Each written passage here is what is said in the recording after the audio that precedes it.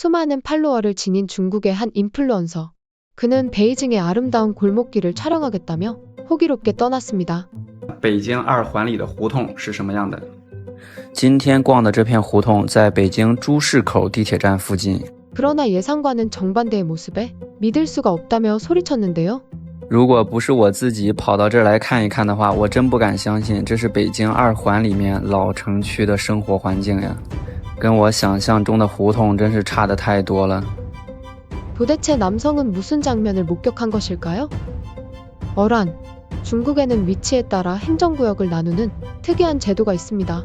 천안문을 기점으로 사각형 형태의 일환로가 있으며 그 뒤를 이환로가 감싸고 있는 구조로 되어 있습니다. 서울시의 경기도 및 인천을 왕래하기 위한 외곽순환도로와 비슷하다고 생각하실 수도 있지만 그 성격면에서 전혀 다릅니다. 빈부격차에 따라 왕래를 자유롭지 못하게 나누었기 때문입니다. 이 때문일까요?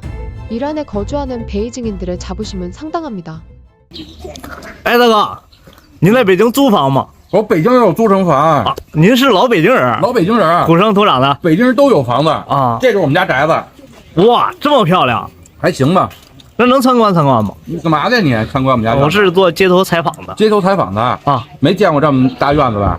没见过哇，我这院子在这片儿都有名的，什么？那更想参观了，更想参观了，可以吗？可以吗，大哥？可以吗？没见过这么大院子，想见见。今天我让你长点世面，行不行？好啊，走。 자부심을 넘어 상당히 건방져 보이는 말투를 보이는 남성.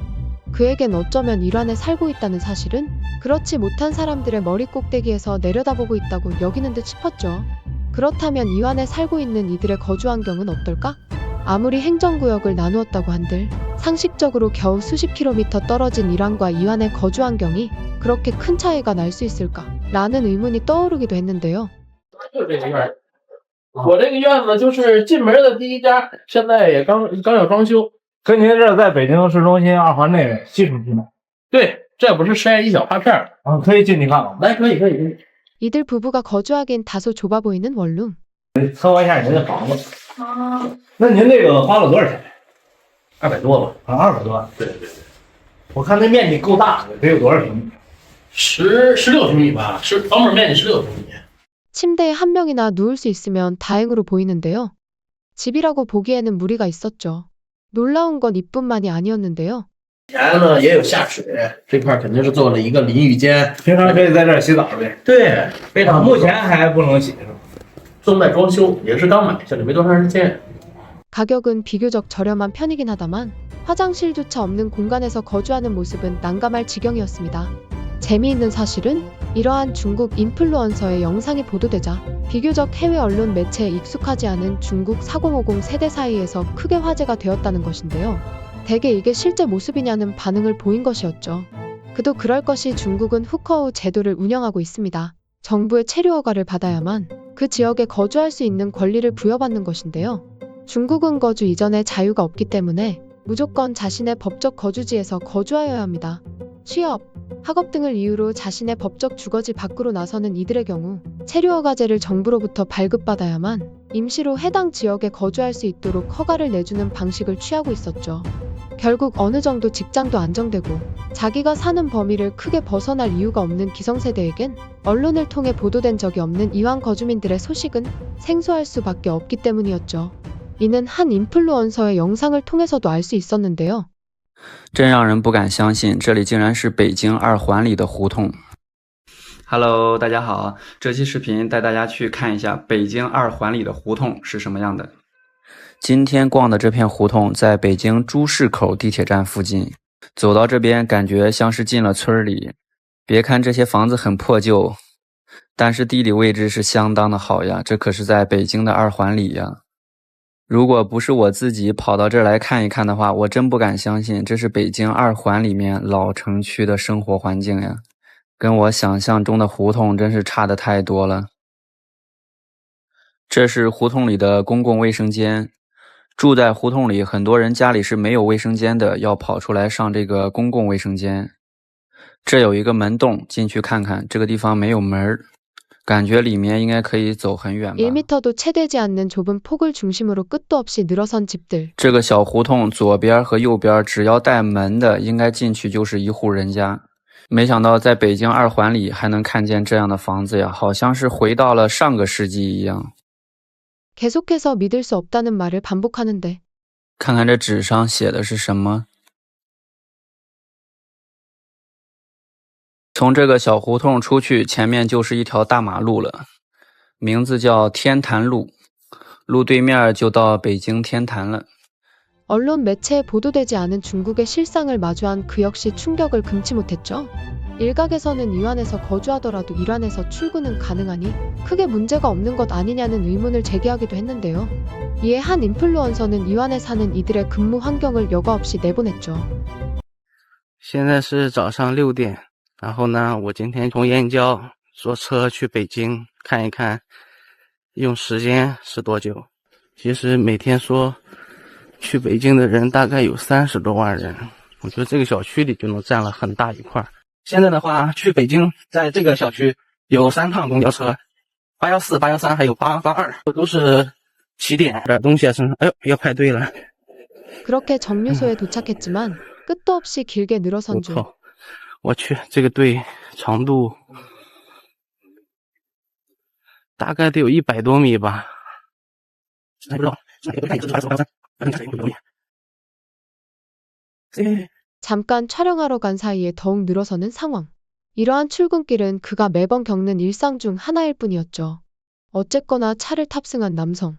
哇，好吵！现在我已经上车了，一共花了10几分钟排队，其实还可以。 과거 삼안에 거주했던 경험을 회상하며 그곳보다는 낫다며 위안 삼고 있습니다. 其实这个排队速度要比在这个我当年在东三环的坐地铁的时候排的要快一些。看着队伍大概有100多米的样子，其实最终排队也就花个10几分钟。关键就是看这个路上堵不堵。 그리곤 베이징을 향해 출발하기 시작하는데 생각보다 이른 아침이라 그런지 차는 막히지 않았다만 힘겹게 서서 가는 이들도 보였는데요. 그렇게 도착한 시간은 7시 40분. 약 1시간 30분에 걸쳐 베이징 중심가로 도착할 수 있었습니다.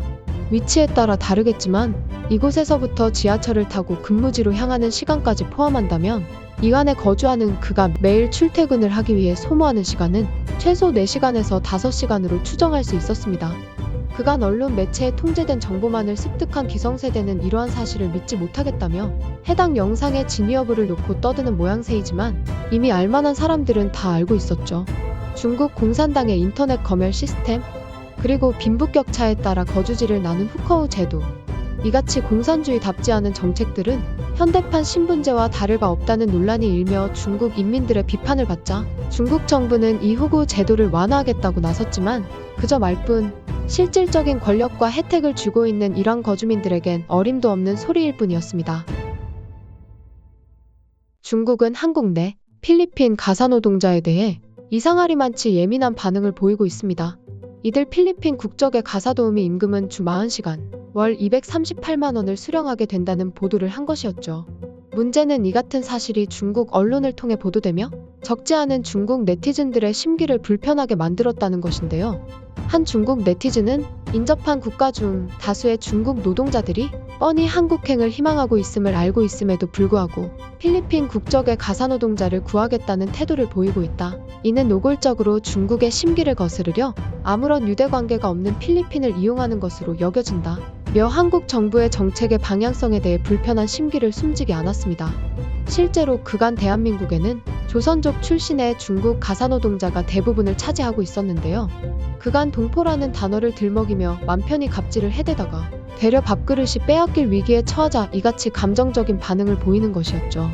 그렇다면 한국에서 내쫓기게 된 이들 중국인 가사노동자의 생활 수준은 어느 정도로 돌아갈까? 올해 7월 인사부가 발표한 중국 베이징과 상하이의 최저임금은 평균 2,500위안 수준, 한화 46만 원입니다. 그에 비해 물가는 한국에 비해 약간 저렴한 편이니 사실상 간신히 생존만 가능한 게 그들의 현실이었는데요. 이는 실제 대도시에 사는 중국 근로자들의 인터뷰를 통해서도 알 수 있었습니다. 就是幼儿教育3、4千。火车司机4年多了吧，稍微低了一点，应该低了2000块钱吧。您现在做什么工作的？早餐店，底薪大概是3500吧。法院的书记员，底薪加绩效的话3000左右吧。 중국의 산업구조 특성상 저부가 가치 제조업이 대부분이다 보니 최저임금을 올리는데 한계가 있기 때문입니다. 현재 매우 심각한 문제는 필리핀 가사 노동자의 월급을 마주한 중국 네티즌들이 중국에서 일할 바에 한국으로 건너와 일을 하겠다는 자들이 늘고 있다는 것이었는데요. 这就是韩国刷碗的工作啊！好多粉丝问我说是在韩国这边就是刷碗一年真的能挣14万吗？我给大家说的这个还是最保底的，一年最少能挣14万，因为韩国这边的它就是工资的话是按就是最低标准算，一个月发到手11.1万，然后这边呢基本上是管吃管住，然后就是说在韩国这边刷碗不丢人，丢人的是你既挣不来大钱，那样才丢人，知道吧？现在这个社会没有就是什么丢人不丢人的，只要把钱挣到手里就行了。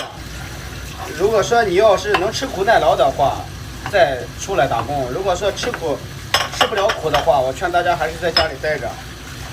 要想一夜暴富的话，也别来，因为出国打工也是靠自己踏踏实实的工作挣钱，不是说一下来就能一下挣那么多钱，对不对？也是靠自己辛苦劳动得来的。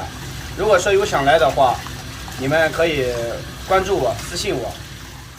한국에서 그릇 닦는 일부터 시작한 그는 현실이 꽤나 만족스러운 듯 한국으로 건너와 일을 해야 한다고 소리치는데요.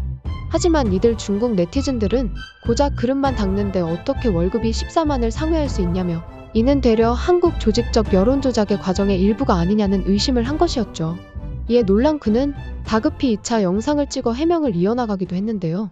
在韩国又是600元的一天啊，12万韩币啊，刷碗的一天，日当刷碗一天就是12万韩币，600块钱啊。这2天汇率，韩国的汇率有点低，1万韩币换50爱元啊，也基本上就是600块钱。还有就是韩国最近呢，非法抓的特别严，在韩国非法打工的朋友一定要小心啊。还有即将以旅游身份来这边打工的朋友一定要小心，查的有点严。在韩国呢，只要你能吃苦能耐劳啊，就是一天刷碗最少能挣600元。这个是实打实的，没有骗任何人。还有一个就是说，在韩国，正规打工的，他月工资一个月能挣个，刚来能挣1万1啊，一年能挣个14万。三少给大家说的都真实情况，没有任何的说欺骗了什么的，这个你都可以放心的去问啊。再说我也不招工，我也就是给大家分享韩国的生活，没有就是说，哎呀，说好多人说三少你是不是骗大家来怎么地？我都说了，我不招工，我也不骗大家，只不过是给大家分享韩国正儿八经的打工生活。如果说你觉得我说的对，可以关注我；如果说觉得不对，无所谓，划过都行啊。我就是分享韩国这边的生活。 남성은 앞선 영상을 보곤 한국으로 취업을 희망하는 이들의 문의가 정말 많이 들어오고 있다면서도 한국은 비교적 법이 엄격하기에 여행 비자를 통한 불법 취업은 일찍이 접는 게 좋다는 조언을 하기도 했습니다. 일각에서는 한국의 물가는 중국보다 비싸다는 점을 언급하며 아무리 중국보다 많이 벌더라도 소비력이 높을 수밖에 없기 때문에 결국 한국인들의 생활 수준은 중국과 다를 바 없다는 주장이 돌며 네티즌들 사이에서 갑론을박이 펼쳐지기도 했는데요. 이에 한 중국 기자가 촬영한 한국, 그것도 서울 중심지와 중국 사이의 구매력을 비교한 영상이 뒤늦게 회자되기도 했죠. 在韩国首都首尔，一天最低工资的购买力到底有多强？今天我们来到首尔的一家大型连锁平价超市——家超市。 이후 하나라도 놓칠세라 꼼꼼히도 부지런히 물건을 비교해가는 남성. 现在还剩290元，我们去买牛奶。 중국의 생필품 가격과 철저하게 비교해가며 우유, 계란, 양배추, 양파 등을 구매했습니다. 水果买完了，现在还剩120元。买了这么多东西，不知道一天吃不吃得完。走，我们现在去结账。总共84100韩币，约等于430元人民币。韩国一天最低时薪在首都首尔的购买力：2.4斤鸡肉、30个大虾、30个鸡蛋、2升纯牛奶、1个包菜、10个大葱、1个白萝卜、900克土豆、1斤车厘子、8斤西瓜、20斤大米，购买力很强，爆赞！我需要着重强调的是啊，我们买的所有的商品都不是特价的，都是正常价格的。如果特价， 그는 특가 상품만 골라 이 정도 가격이 나온 게 아님을 분명히 명시하기도 했는데요. 결과적으로 한국의 물가가 중국보다 비싸다는 점은 맞지만 월급 대비 소비력 지수를 비교하였을 때 확연히 한국의 생활 수준이 중국보다 나음은 부정할 수 없었죠. 그렇게 필리핀 가사 노동자의 월급이 자신의 월급보다 몇 배를 상회하는 현 상황을 받아들이기 힘든 중국 청년들은 예민한 반응을 보이고 있던 것이었습니다. 현재 중국 정부는 필리핀 노동자들이 비용을 크게 낮추지는 못할 뿐 아니라 널리 퍼지지도 못할 것으로 예측된다. 이는 소수의 지배계층을 위한 사치에 가깝다며 한국의 필리핀 가사노동자 문제를 의식한 듯 연일 언론을 통해 부정적인 입장을 내비치고 있습니다. 하지만 중국의 1인당 소득이 한국보다 낮기 때문에 필리핀 노동자를 데려오지 못할 뿐 실상은 고용하고 싶어도 고용하지 못하는 위치라는 걸 모를 리가 없는 중국 청년 세대들에게는 그의 발언은 그저 심포도에 불과했습니다. 오늘도 영상 재미있게 시청해주셔서 너무 감사합니다. 구독자 10만 명까지 얼마 남지 않았습니다. 구독 한 번씩만 눌러주시면 감사하겠습니다. 영상이 별로였다면 따가운 질책을, 재미있으셨다면 가볍게 구독 한번 눌러주시면 더할 나위 없이 기쁠 것 같습니다. 사과를 받기 원하는 남성. 你肯定是说实在的，他不会无缘无故的骂你。就是你们没错的，是我的问题。 어찌된 일인지 사과를 거부하는데요. 도대체 무슨 일이 발생한 것일까요? 배달원이 될 것을 국가적으로 적극 장려하는 나라가 있습니다. 바로 중국입니다. 실제로 중국 신고용영태 연구센터가 발표한 지난해 중국 블루칼라 그룹 고용연구소를 보면 월 소득이 많은 직업 중 산후조리원 도우미, 화물차 운전사를 뒤이어 배달원 순이었습니다. 이처럼 중국 정부는 배달원이 양질의 일자리라며 인민들을 상대로 호도하는 상황이지만 현지 반응을 싸늘하기만 합니다. 그도 그럴 것이 이들 배달원들의 월급은 둘째치고 처우가 형편없기 때문입니다. 중국의 유명 배달 플랫폼 메이투안에는 398만 7천 명의 라이더가 소속되어 있지만 이들의 평균 월 수입은 고작 3,000위안, 하나 55만 원을 넘지 못하는 궁핍한 삶을 살고 있습니다. 실제로 지난달 8월 중순 중국 내 배달원들의 삶이 더없이 처참한 대우를 받고 있다는 증거가 포착되며 한바탕 소동이 벌어진 적이 있었는데요. 노란색 옷을 입은 배달원이 길가에 무릎을 꿇고 애타게 쳐다봅니다. 그리고 그 옆은 흰색 유니폼을 입은 보안요원은 어찌된 일인지 건방진 자세로 누군가와 연락을 하고 있는데요. 사진 속 기사는 항저우의 아파트 단지에서 잔디밭 난간을 넘어 배달을 하다가 시간에 쫓겨 실수로 난간을 밟아 펜스를 훼손했습니다. 그러자 돌연 경비원이 다가와 배달원 오토바이에서 키를 강압적으로 빼앗은 뒤 손해배상을 요구하며 무릎을 꿇지 않으면 키를 돌려주지 않겠다고 한 것이었죠. 결국 배달원은 밀려있는 다른 주문에 악영향을 미칠 것을 우려해 200위안, 하나 3만 8천 원을 물어주고 무릎을 꿇었는데요. 해당 영상이 중국 내부에서 크게 화제가 되었고 이에 분노한 배달원들은 해당 아파트 단지로 속속들이 집결. 경비원의 공개 사과를 요구했으나 그는 거절했고 되려 고압적인 자세로 배달원들을 무시하였다고 합니다. 이에 분노한 배달원들이 난동을 일으키게 된 것이었죠.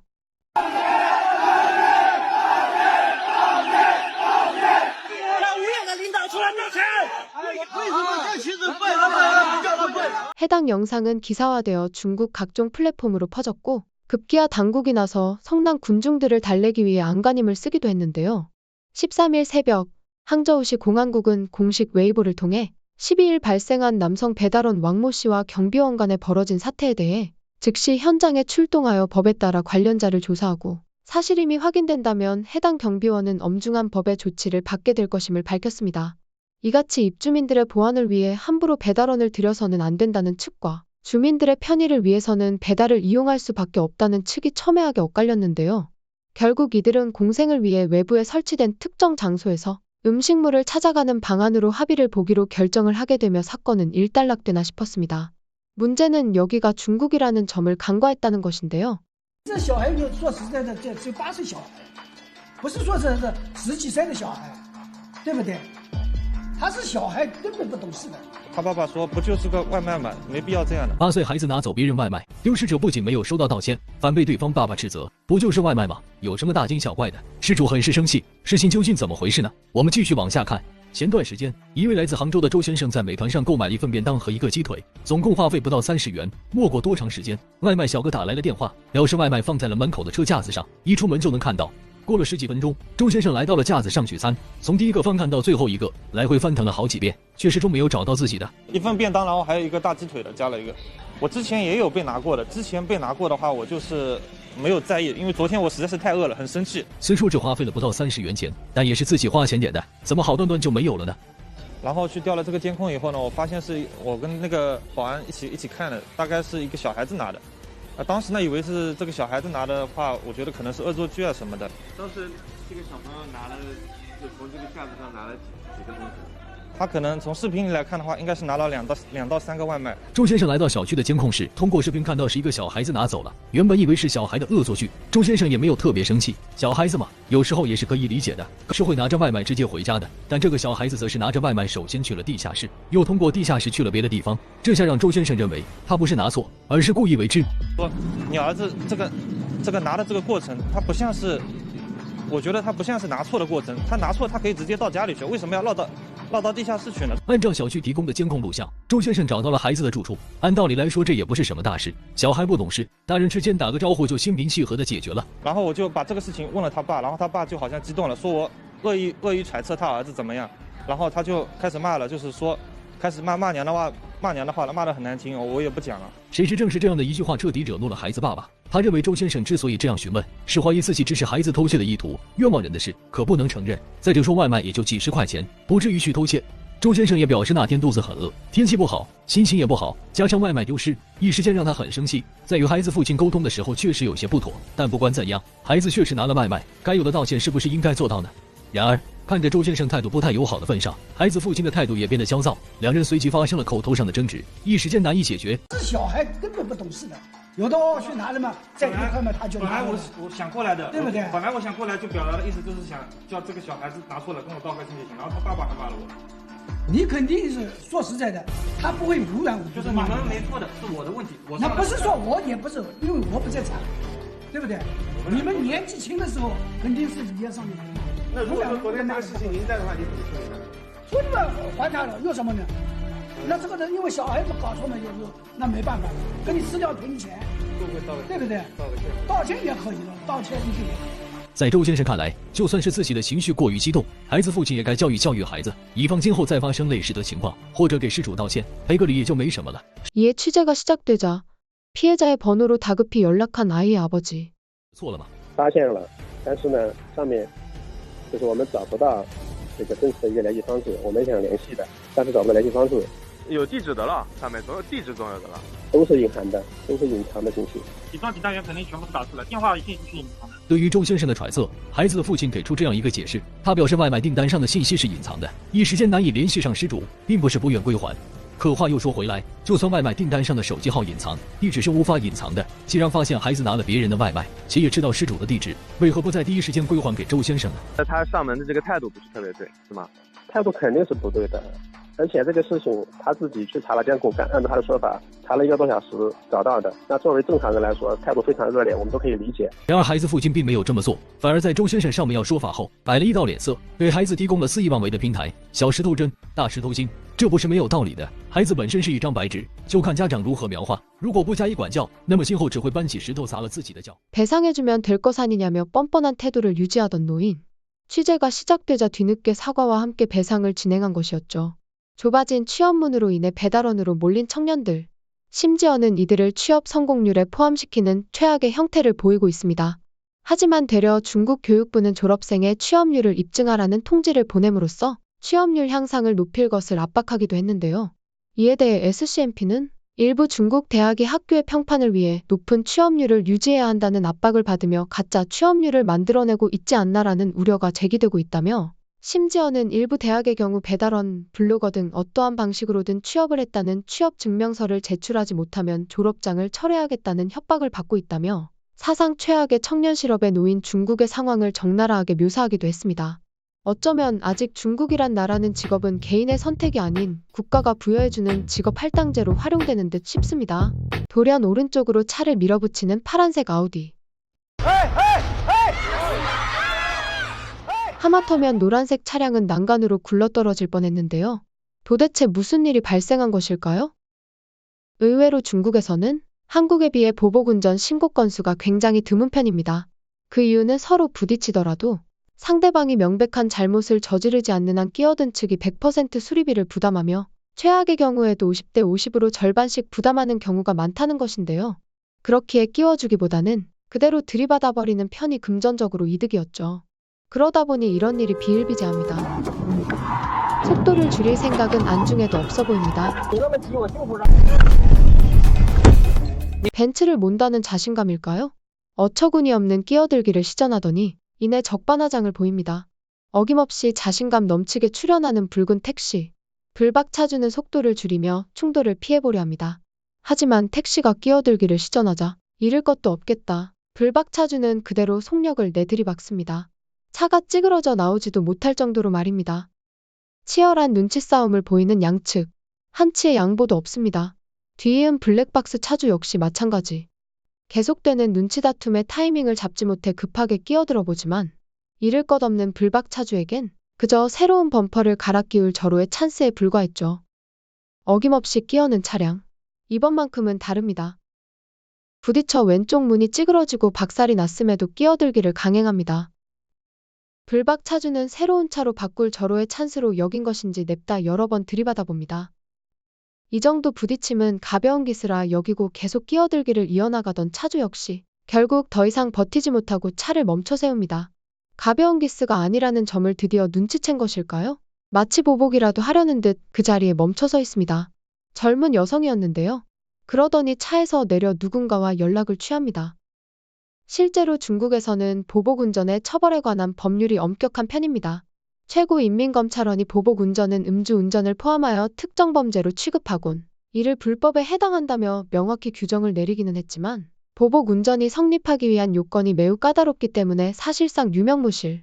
상황이 이렇다 보니 중국 인민들은 법에 호소하기보다는 그대로 들이받아 돈을 챙기기 바쁩니다. 我正常走，我骑你。你让我一下吧，我正常走，我骑你。考试的东西，好吧，你别跟我抢了。你不是考试的东西，我正常走，我知道你往哪骑吗？连没打仗的，我正常走是你骑我，不是我骑你。你报警吧。我骑你干什么呢？你要不要报警？你要不报警我走了吧。我废话这么多，我正常走，你骑我啊！你有理了，你有病吗？很明显，两人沟通的并不愉快。视频车升起车窗不再理会，白色轿车也随即再次挤了上来。这样的行为让视频车再也忍不住了。 앞서 여성이 바쁘다는 상황임을 인지한 남성은 어디 한번 시간 버려보자는 마인드로 대합니다. 머리를 들이미는 여성의 차량을 들이받는데요. 이윽고 여성은 바쁘다며 상대 남성의 차를 두들겨보지만 남성은 꿈쩍도 않았죠. 놀라운 점은 이들 운전자들은 상대방의 차량 가격 따위는 전혀 고려치 않았다는 것인데요.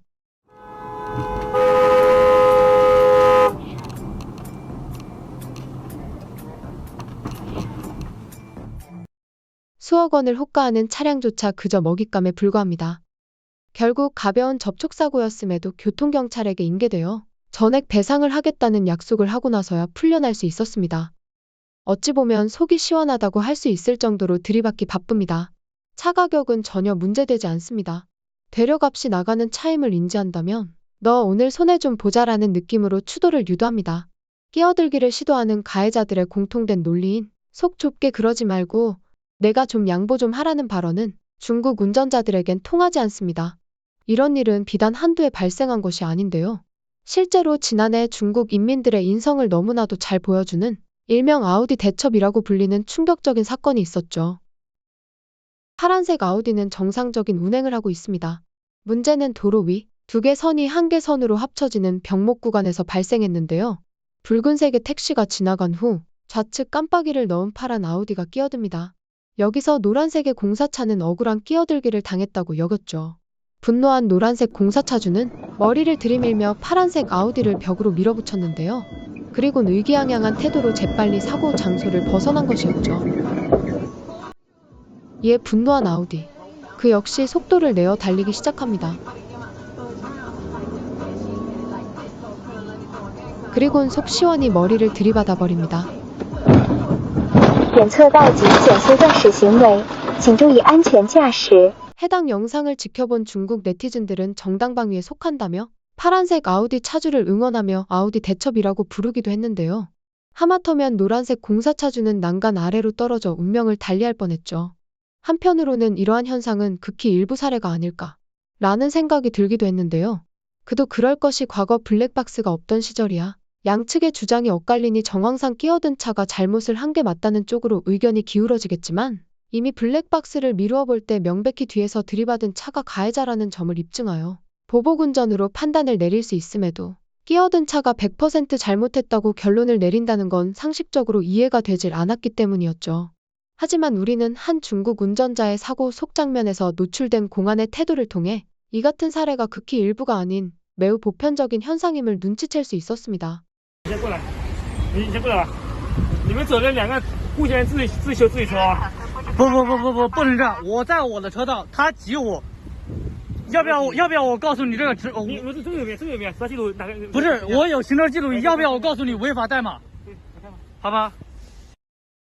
10月5号晚上10点55分，我开车下高速，在高速出口排队做核酸的时候，遇到了硬加塞，我的车被蹭着了。当时我车旁边就有交警在指挥交通，我挥手示意交警过来，交警让我打12122报警。我打通报警电话后，电话那头说高速出口就有交警，让他们直接处理就行。我挂了电话，跟刚才那个交警解释了一遍。交警过来看了下碰撞的地方，告知我们2个人的车自己修就可以了。听到这话，我有点生气。道路交通法我学过的。 这明显不对啊！我质问他需要我提供对方车辆的违法代码吗？